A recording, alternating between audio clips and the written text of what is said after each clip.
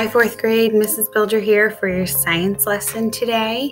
So Mrs. Reber created a pretty cool lesson for you to kind of work through today. But I wanted to kind of chat with you about animal adaptations before you get into that.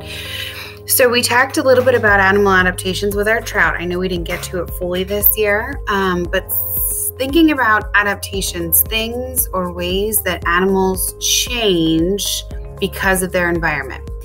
So if you think about a trout, how might a trout have changed to survive and adapt to its environment over time?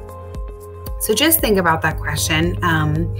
So thinking about animal adaptations, any kind of animal that has adapted or made a change that helped them to survive in their environment. So there might have been an environmental change that because of that change, they had to make a change themselves. So maybe the rainforest hasn't received as much rain over the years, so maybe that animal needed that wetland to kind of survive, and that's what they lived in. They lived in those pools of water or whatever may have you, where they collected things that happened because of the rain. So with lessening of rain, they had to adapt.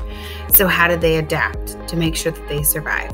Or thinking about how a cactus thrives in the desert. The cactus, which needs water to grow, it's essentially a plant, it's a succulent. How did that adapt to collect and to retain that water that barely ever comes in the desert? So thinking about a cactus, they take in that water and they can hold it in internally, and then as they need that water, they use it.